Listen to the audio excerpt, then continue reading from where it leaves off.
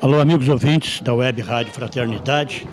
Nós voltamos a falar diretamente da AME, Aliança Municipal Espírita de Uberlândia, onde se realiza o Fórum Regional da área de estudos do Espiritismo, promovido pelo Conselho Regional Zona Norte do Triângulo Mineiro, ligado à Aliança Municipal Espírita Local.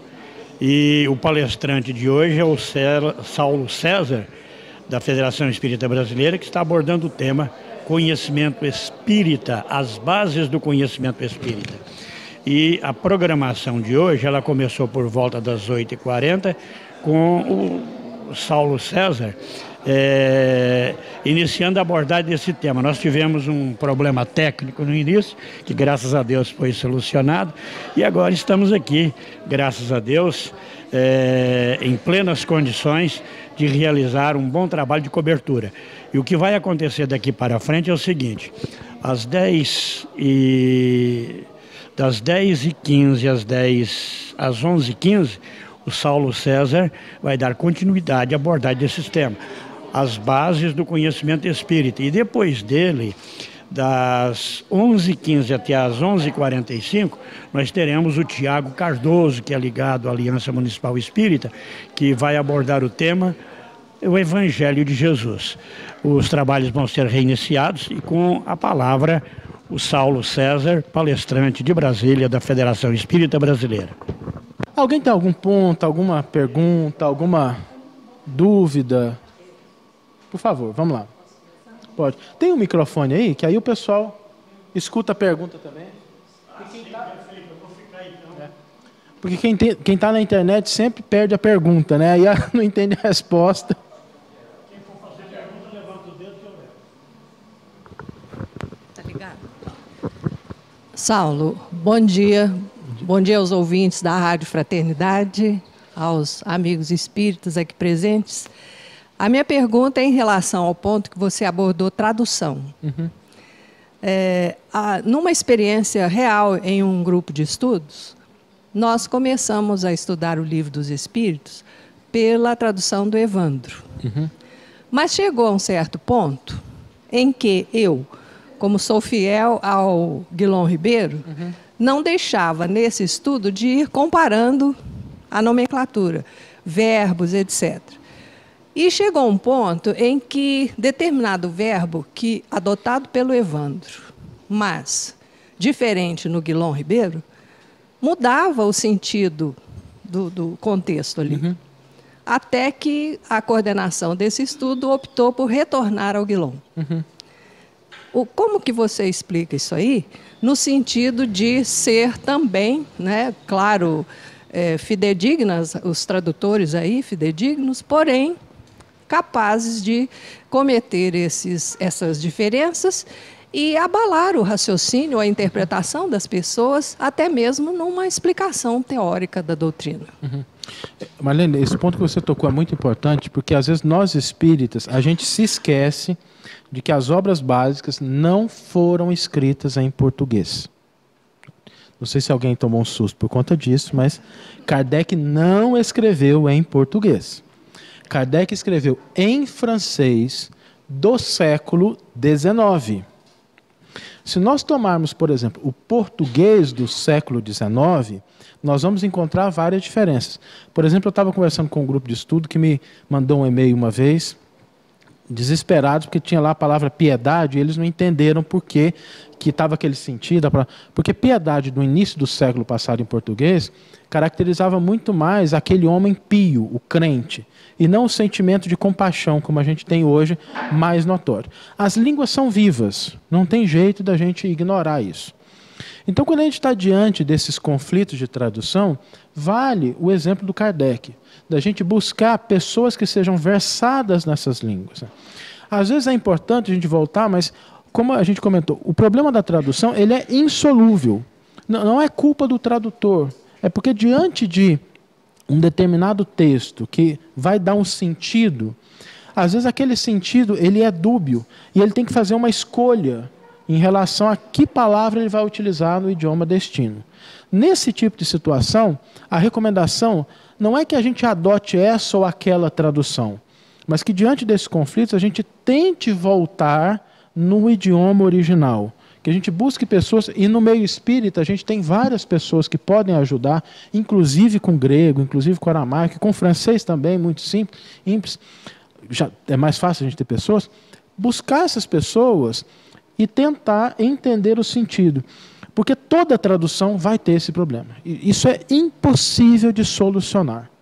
Não é possível você verter um livro de um idioma para um outro idioma na totalidade dos sentidos que aquele idioma original tem. Isso não acontece. Então, nessas situações, e que interessante que vocês pegaram isso e foram questionar, é mais produtivo que se volte ao idioma original e que se continue com as duas, com 3 traduções. Quando eu faço estudo bíblico, por exemplo, eu utilizo sempre, eu gosto muito da tradução do Haroldo, gosto muito da Bíblia de Jerusalém, gosto muito da Bíblia do Peregrino, mas também tenho lá a Bíblia em grego, o dicionário em grego para ajudar, porque a gente sempre precisa ter essa visão completa. Então a recomendação é isso, que a gente tenha mais de uma tradução e que a gente, na medida do possível, volte ao idioma original. Porque as obras básicas elas foram escritas em francês do século XIX, que não é o português dos nossos dias. Então o trabalho do Guion, o trabalho do Evandro, o trabalho de tantos colaboradores são importantes, mas eles atuam dentro do limite que a tradução permite. Não tem jeito. E seria injusto a gente cobrar deles mais do que isso. E a gente não se afeiçoar muito a uma tradução ou a outra na hora de entender a ideia. A gente pode ter até a nossa preferência, mas quando a gente se afeiçoa a uma tradução, a gente tem uma tendência de considerá-la, né, mais certa, e às vezes naquilo que a outra tradução pode ser melhor, a gente perde essa oportunidade de conhecer alguma coisa diferente. Então a recomendação é essa. Diante daquelas... Não precisa também fazer igual a gente fazia na antiguidade, né, que você pegava os 3... evangelhos, por isso chama Mateus, Marcos e Lucas de evangelhos sinóticos, porque o pessoal antigamente tinha o hábito de colocar um do lado, um no meio, outro aí, ir comparando. Não precisa fazer isso também. Mas que tenha traduções naqueles pontos em que chama a atenção, que você possa compulsar. Porque aí você imprime riqueza ao estudo. Porque às vezes um tradutor vai dar um determinado aspecto daquela palavra, o outro vai trazer um outro aspecto, e é exatamente dessa riqueza que a gente vai ter um melhor entendimento do texto. Então a recomendação é essa, mantenha as traduções, porque isso enriquece, principalmente se é um grupo cuidadoso, e eu entendo que se eles pegaram esse tipo de nuance, é porque é um grupo cuidadoso. Mantenha as traduções e sempre que tiver alguma divergência, recorra a alguma coisa que possa dar o sentido no original. Hoje a gente consegue fazer isso pela internet de maneira muito simples, porque muitas palavras que tinham sentido na época de Kardec no francês, quando você vai traduzir para o português de hoje, você não tem correlação direta. Então você tem que se servir de algumas palavras cujo sentido é parecido. E aí dá esse problema. Assim, não tem jeito. Olha, a tradução ela é um limitador. Ela tem a grande vantagem de tornar o texto acessível. Mas para um entendimento mais profundo, ela é um limitador. Eu tenho um caso, por exemplo, de Emmanuel, que eu acho muito interessante, quando a gente organizou a coleção Evangelho por Emmanuel, que tem uma frase de Paulo que diz assim: com a paciência ganhareis a vossa vida. E aí o Emmanuel, ele intitula o comentário assim, paciência em estudo. E os títulos do Emmanuel a gente precisa tomar cuidado com eles, porque eles não estão ali à toa. E ele começa a descrever paciência. E ele fala assim, paciência é você identificar o desacerto nas engrenagens da vida, você buscar soluções sem conflito desnecessário, você manter a perseverança, e sobre todos os aspectos da paciência ver Jesus. Que me desculpe o benfeitor, mas esse não é o sentido de paciência. Qualquer dicionário de língua portuguesa que você pegue, o sentido de paciência é senta, espera, acalma. Esse é o sentido de paciência. Aí a pergunta é, o que aconteceu? Quando a gente lembrou, né, que o texto do Evangelho não foi escrito em português, a gente voltou no grego. A palavra que está no grego é a palavra upomonê. E a palavra upomonê, ela tem um sentido que é o sentido que, na atualidade, é muito mais o sentido da perseverança. Então, quando a gente lê perseverança e compara com o comentário do Emmanuel, buscar os desacertos, prosseguir, buscar solução sem conflito e tal, o comentário casa perfeitamente. E o curioso é que todas as traduções de 1995 para cá já fazem essa correção no português, alterando aquele versículo de paciência para perseverança. Então, se a gente pegar, por exemplo, a Bíblia de Jerusalém hoje, vai estar lá: com a perseverança ganhareis a vossa vida. Mas quando Emmanuel publicou seus comentários, o que estava à disposição das pessoas? Aquela bíbliazinha cinza que a gente encontrava em hotel, não sei se vocês se lembram, que os gideões divulgavam. Era o que as pessoas tinham, que é uma versão antiga da Bíblia de João Ferreira de Almeida, né? Então, ele utilizou o que estava disponível, mas ele não deixou de recorrer ao sentido original do termo. Assim, é para a gente ver exemplos de que não tem jeito, né? A tradução, por mais que a pessoa se esforce. Eu acho que a grande vantagem da tradução do Haroldo, para a gente no movimento espírita, para quem estuda a Bíblia, não é só o texto, mas são as notas linguísticas. Se a gente quiser saber assim, como é que eu sei se uma Bíblia é boa para estudar? A gente olha quantas notas tem uma página. Quanto mais nota, melhor a Bíblia. Quanto menos nota, mais limitado é, porque você não vai ter acesso ao que o tradutor fez de escolha. Tem um caso no Antigo Testamento que é muito interessante, porque até mais ou menos 1950, 60, tinha uma passagem do Velho Testamento que diz assim: e o leão subiu na torre e gritou: eis-me aqui, Senhor. E a dúvida era: quem botou esse bicho em cima da torre? Que diabo o leão estava fazendo em cima de uma torre, né? Os estudiosos já suspeitavam que tinha ocorrido aí um problema de tradução, não de tradução, problema de escrita, porque a palavra leão e a palavra vigia, no hebraico, elas são muito parecidas. E suspeitava-se que tinha havido um erro de cópia. Mas não tinha nenhum manuscrito que validasse a ideia de vigia. Todos os manuscritos disponíveis estavam com um bichinho lá em cima da torre. Até que, com a descoberta dos manuscritos do Mar Morto, se identificou aquele famoso rolo de Isaías, e aí lá, porque é um texto anterior a Jesus, alguns anos anterior a Jesus, tinha lá o texto correto, que era vigia.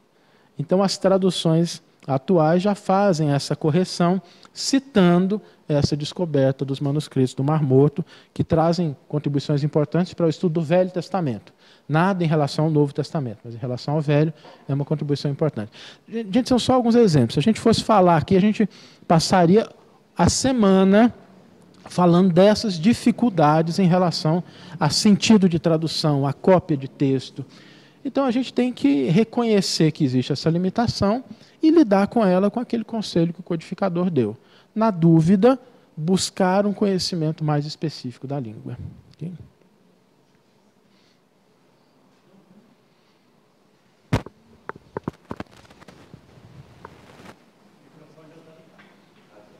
Para a gente não ficar fora, deixa eu só complementar um negócio, porque a gente pensa às vezes que isso só acontece com os outros, né? Quando a gente estava fazendo a coleção Evangelho por Emmanuel, a gente pegou um comentário do Emmanuel que tinha 2 linhas que a gente não entendia. Assim, a primeira impressão é, se o Emmanuel escreveu e eu não entendi, o problema é meu, não é do Emmanuel, né? A gente sempre trabalhou em conjunto, a equipe, a gente levou essas 2 linhas desse comentário para a comissão, a gente se reunia toda quinta-feira de manhã, antes do expediente na FEB, e aí estava o Geraldo Campetti, a minha esposa, o Daniel, e os companheiros que trabalharam no projeto. Levamos lá e ninguém entendeu. Eu falei, bom, pelo menos é coletiva a ignorância, ela não é... Aí resolvemos buscar a primeira edição do livro. A FEB tem uma biblioteca de obras raras, fomos na primeira e estava lá as 2 linhas. Ok, está lá, deixamos aquele problema guardado. Quando a gente fez a pesquisa em Reformador, porque para fazer o projeto Evangelho por Emmanuel a gente consultou todas as edições de Reformador de 1927 até 2002, a FEB cedeu essas revistas, eu fiquei com elas em casa. Hoje está disponível na internet, mas na época não estava. Foi aí que eu percebi que eu sou apegado, que eu quase não devolvo essas revistas para a FEB. Porque a gente tem ali a história do movimento espírita.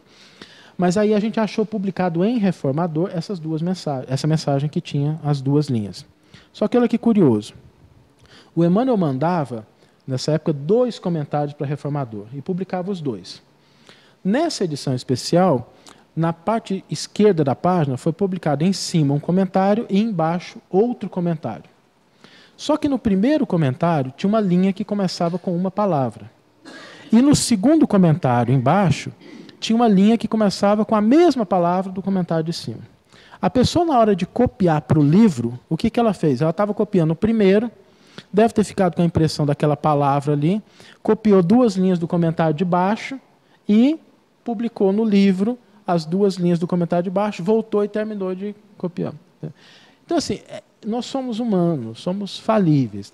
A gente identificou isso, corrigimos isso no texto que está no Evangelho por Emmanuel, para a gente identificar que, assim, que não é um problema só dos outros, né? É difícil, não é simples, não é uma coisa que a gente possa dizer assim, a pessoa não fez por desatenção só.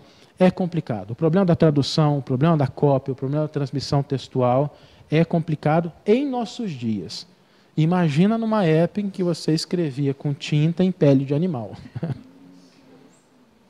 A pergunta que eu tenho para fazer é como que nós vamos poder conscientizar as pessoas que, da mesma forma que houve esse problema com a tradução antigamente, hoje outros países vão ter também o problema com a tradução, por exemplo, com as obras psicografadas, que a gente tem o privilégio de ter. Então, como fazer com que as pessoas compreendam que hoje, aqui no Brasil, nós somos privilegiados, por exemplo, de ter a obra do Chico no original, na língua original, porque as outras pessoas, assim como nós lamentamos acerca do hebraico, que nós não compreendemos, acerca do aramaico, as pessoas também de outros países vão lamentar por não entender o português e não compreender uma obra de Emmanuel, por exemplo, nessa riqueza de detalhe. Eu acho muito interessante isso, Tiago, porque você remete a um fato muito importante, que é o tamanho do investimento espiritual feito no Brasil. Quando eu falo de investimento espiritual, eu não estou só falando de doutrina espírita, que isso é notório, né? Nós temos um Chico, nós temos um Divaldo, nós temos uma coletânea enorme de obras espíritas aqui. Nós temos 4 traduções das obras básicas só no Brasil para o português. Então, o investimento espiritual no Brasil é algo extraordinário, extraordinário. E a gente tem que pensar o seguinte, Deus não erra no investimento. Se ele fez um investimento desse tamanho é porque aqui tem alguma coisa. Mas não é só em termos de espiritismo. É o maior país católico do mundo. Quando Humberto de Campos fala em Brasil, coração do mundo, pátria do Evangelho, o título do livro não é Brasil, coração do mundo, pátria do Espiritismo. É pátria do Evangelho.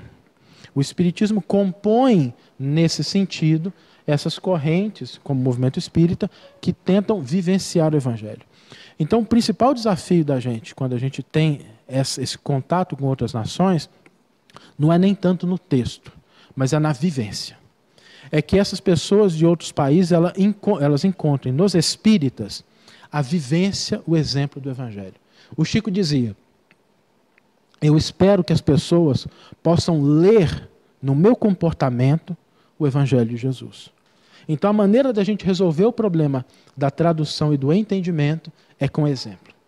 Quando nós falamos de Brasil, o nível de espiritualidade no Brasil é incomparável a qualquer outro país no mundo.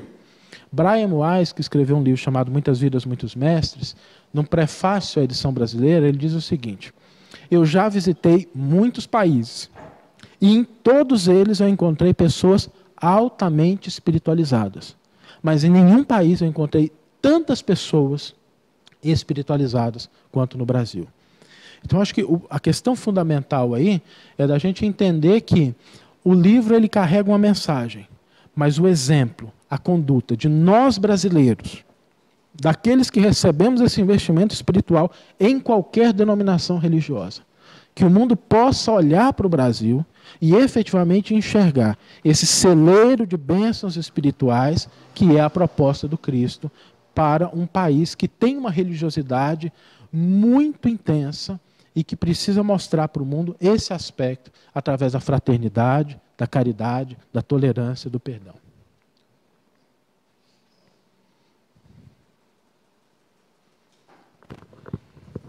Saulo, queria aproveitar, você fez referência ao capítulo 24, Moral Estranha, e que foi um companheiro do codificador que ajudou ele a descrever. Eu até achei pessoalmente que fosse um comentário do próprio codificador. E aí você deixou como lição de casa. Então eu queria que você me ajudasse um pouco, porque confesso pessoalmente que até no entendimento do capítulo eu tenho muita dificuldade também em relação ao capítulo 24. O que acontece ali é que o Pesani, que é esse companheiro de Kardec, que era um advogado da corte, era alguém versado nessas letras, ele conhecia as línguas semitas, que é uma família de línguas da qual o grego, o hebraico e o aramaico fazem parte. Kardec procura ele, e essa nota do Pesani é transcrita nesse Estranha Moral. E o Pesani explica o seguinte: naqueles idiomas mais antigos, que são idiomas mais simples, eles não têm a riqueza gramatical, ele não tem a riqueza semântica que nós temos no nosso idioma. As pessoas, para transferir determinadas ideias para um texto, precisam se valer do que estava disponível. Então, o que acontece ali? Se você ia comparar duas coisas, por exemplo, eu gosto mais disso do que daquilo, você não tinha esses recursos gramaticais naquelas línguas. Então, você precisava expressar com nuances a diferença de sentimento em relação a uma coisa e outra. Então, quando você diz assim, olha, eu gosto disso mais do que daquilo, você tem que dizer, eu amo isso e odeio aquilo.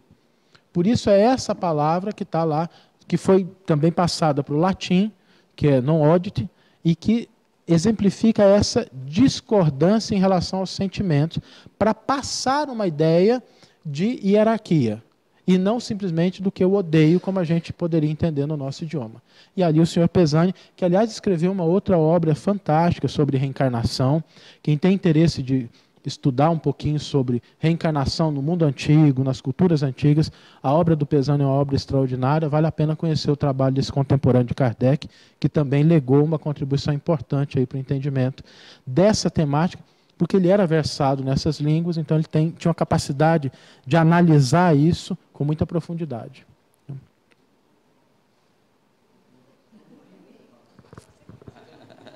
A pluralidade das existências da alma, do Pesani. Tem uma tradução para português? Tá.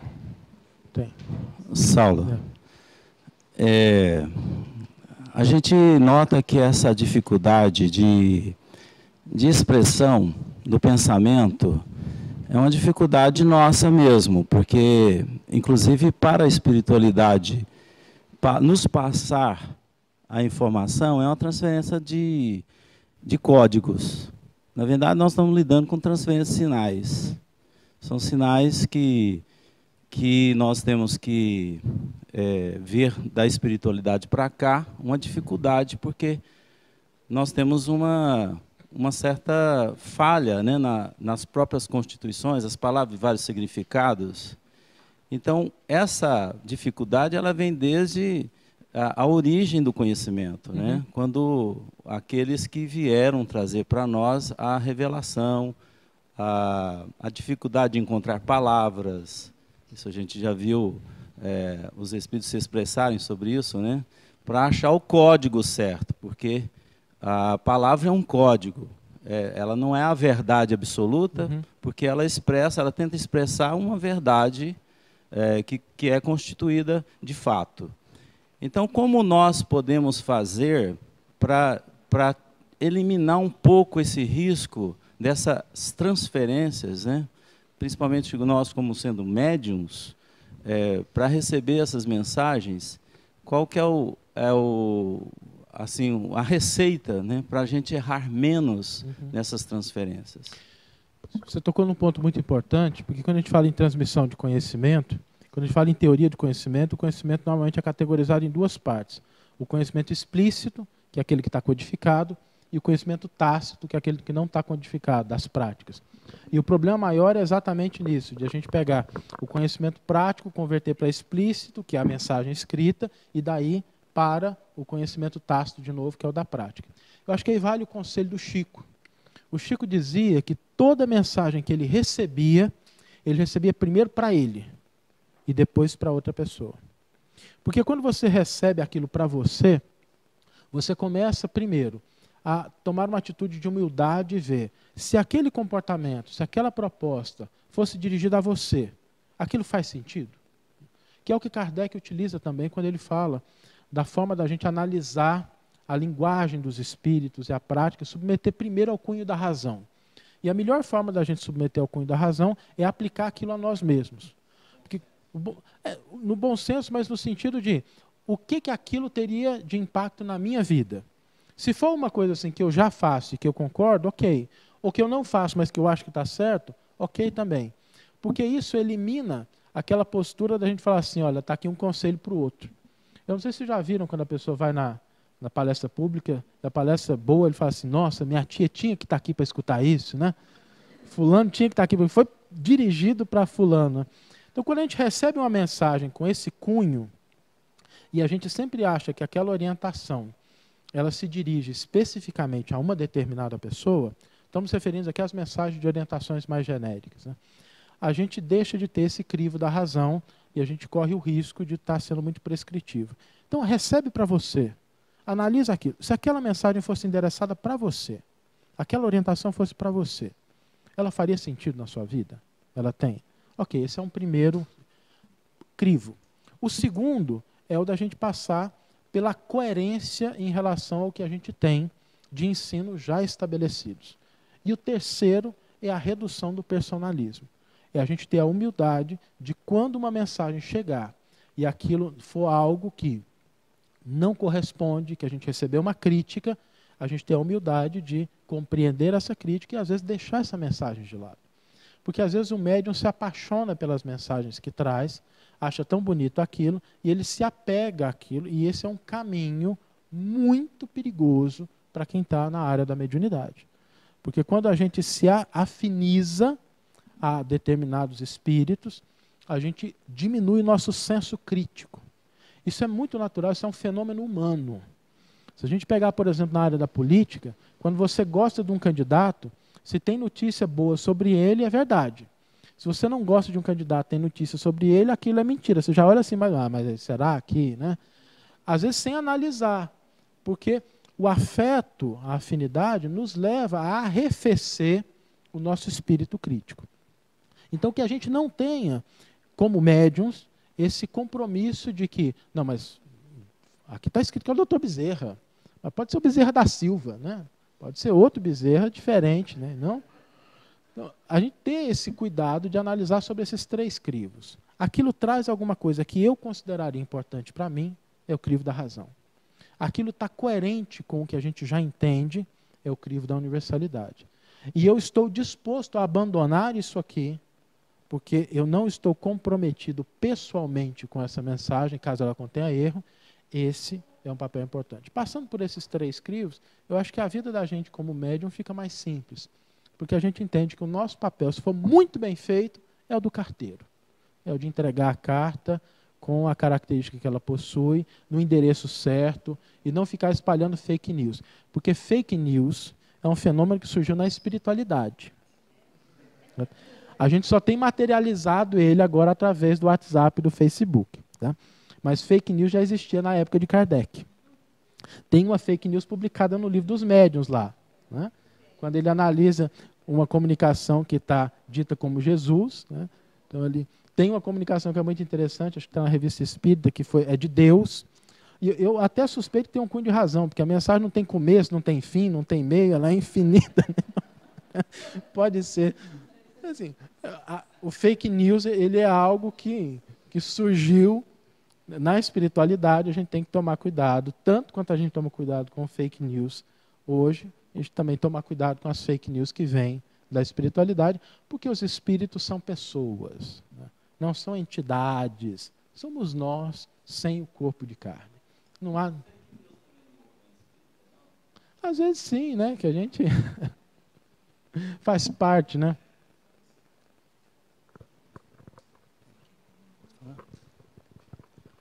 Oi, Saulo. Eu gostaria de saber de você, quando você abordou no primeiro momento da reunião, a respeito do Velho Testamento, e quando Moisés subiu ao Monte Sinai, né, para receber a tábua das leis, e depois, em seguida, ele desceu e a quebrou, né, juntamente com um bezerro de ouro, e você falou numa segunda edição dessa tábua. E eu fiquei assim meio curioso, gostaria que você falasse mais a respeito dessa segunda edição. Como as tábuas foram destruídas, é uma pequena nuance do texto. Ele tem que voltar para que Deus escreva as tábuas novamente. Então, aquela primeira edição que veio, que virou pó junto com o bezerro de ouro, a gente não tem. É a segunda, que ele sobe, pega novamente os textos, né? Mas eu acho que a gráfica de Deus não tem problema em repetir. Não acho que tenha havido algum problema de cópia nisso, né? Mas aí nós temos a segunda edição. Mas é uma passagem... Oi?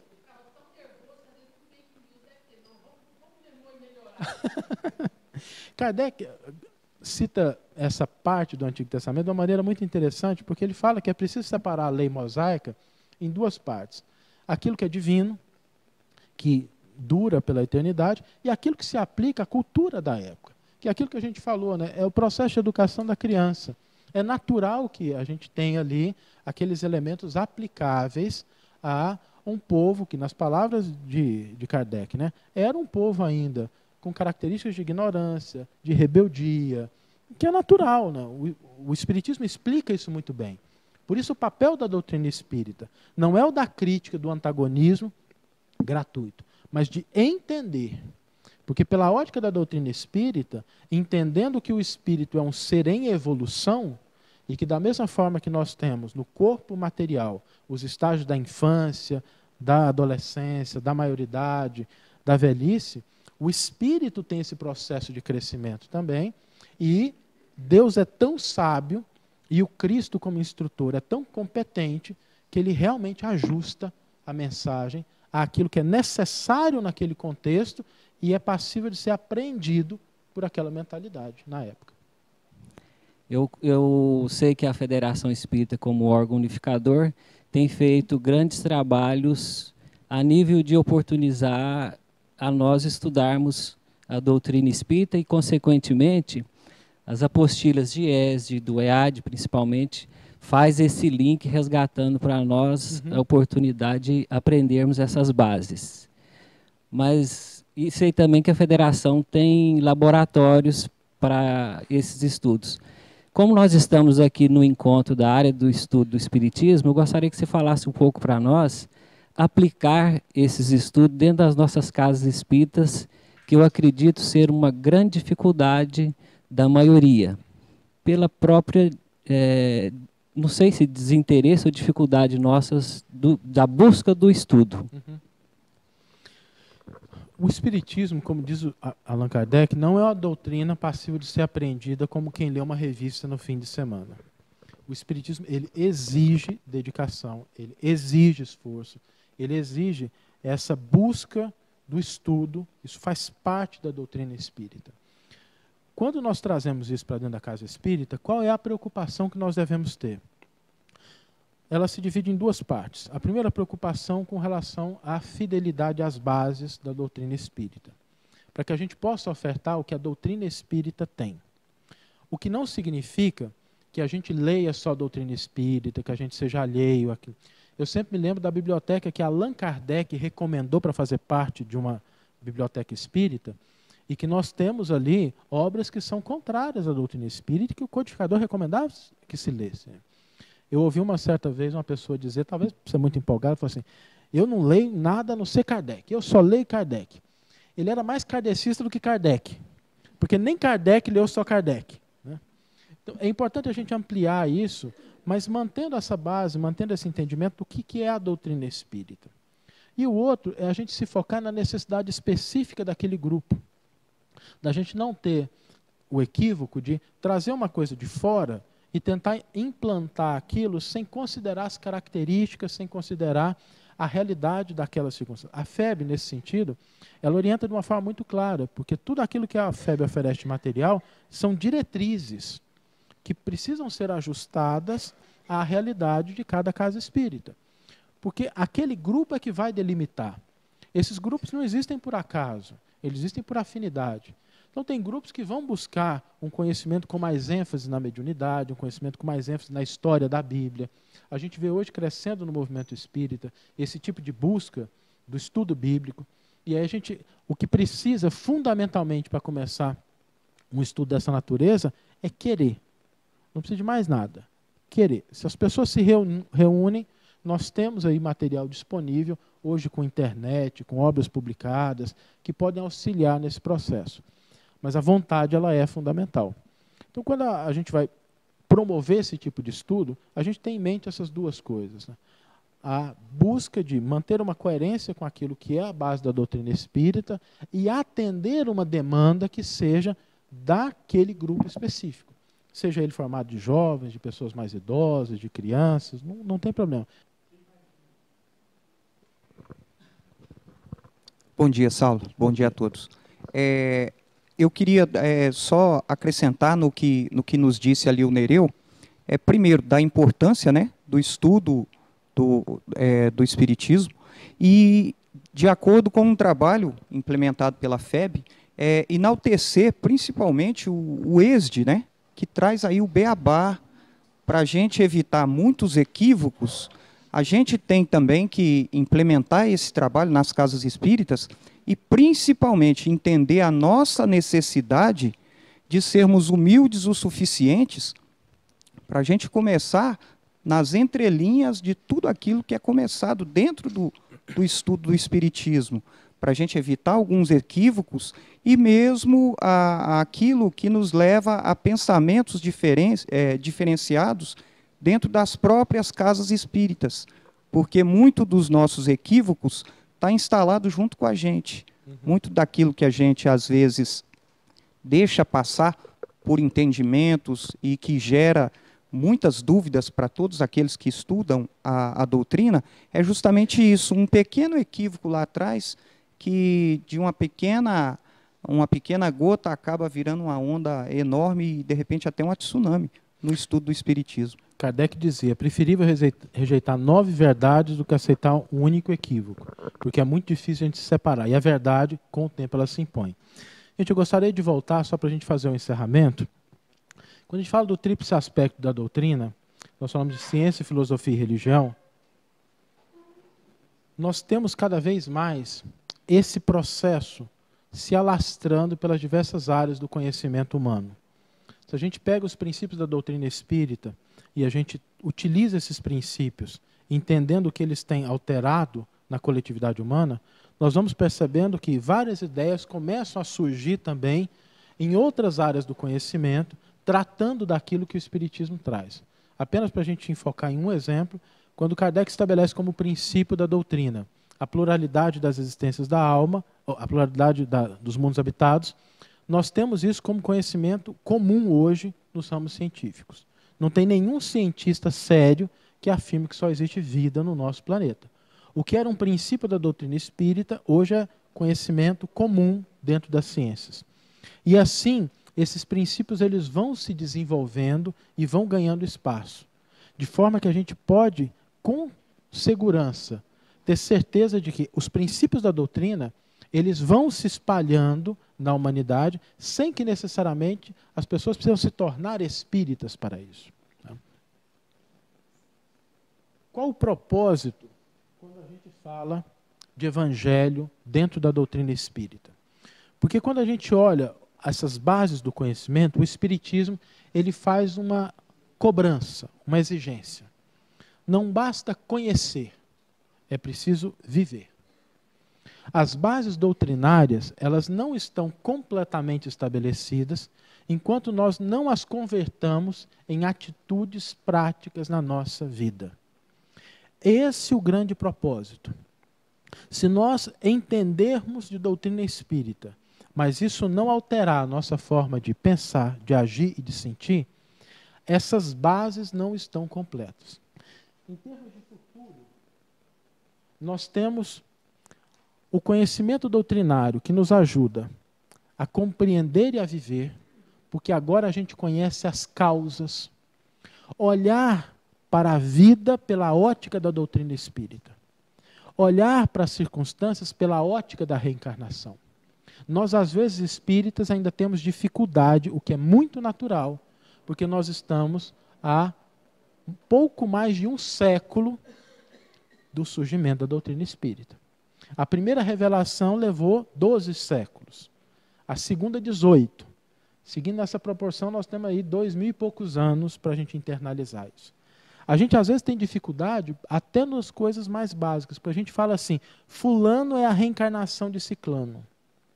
O que do ponto de vista doutrinário é um equívoco. Porque não existe uma personalidade que reencarna. Existe uma individualidade que tem uma encarnação e que tem outra encarnação. A personalidade do Saulo, quando o Saulo desencarnar, passa a fazer parte de uma individualidade que essa sim tem sucessivas reencarnações. Mas aquela personalidade, ela faz parte. É mais ou menos como nós. Nós já passamos pela fase da infância, não passamos? A gente se define como criança? Atua, age como criança? Mas já fomos crianças. A gente já foi adolescente. A gente está numa fase da nossa vida, vamos passar por outras. A individualidade é aquilo que paira acima das personalidades transitórias que têm a função do aprendizado. Quando o espírita olha para alguém, ele não enxerga a personalidade. Ele enxerga a individualidade. E o enxergar essa individualidade só é possível com o amor. Porque o amor não é um sentimento somente. O amor é uma via de acesso ao conhecimento. Você só conhece verdadeiramente aquilo que você ama. Você só entende aquilo que você ama. Se a gente está na escola e a gente não ama uma matéria ou não gosta de um professor, a gente sai mal, não sai? Mas aquele que a gente gosta, que a gente curte a matéria, a gente se sai muito bem. O amor é uma forma de conhecimento. Quando a gente fala de conhecimento doutrinário, nós estamos diante desse convite ao amor. Porque quando nós olhamos qualquer pessoa, qualquer circunstância, nós precisamos entender que por mais que a gente possa amar uma criatura, amar uma situação, amar uma coisa, Deus ama mais do que a gente. Quando nós herdamos aquela lição que o Cristo nos traz, de que somos filhos de Deus, é para que a gente aprenda a amar, assim como Deus ama a cada um de nós, e como está registrado como princípio e orientação do Espírito de verdade, quando ele nos diz: amai-vos, esse, o primeiro mandamento, instruí-vos, eis o segundo. Que Jesus nos abençoe.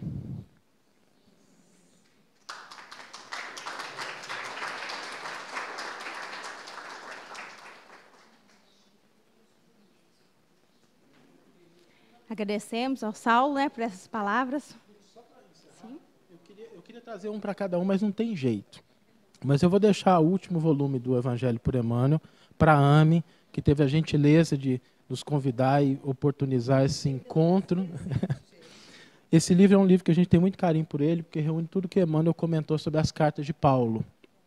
E aqui a gente tem todas as 14 cartas, os comentários do Emmanuel às 14 cartas, e uma introdução para cada carta dessa. Onde Paulo estava, para onde que ele escreveu, qual a característica daquela comunidade. É o livro que eu gostaria de ter tido quando eu comecei a estudar as cartas de Paulo. E a espiritualidade acho que fala assim: meu filho, se você quer, então faz, né? Então fica aqui o nosso carinho.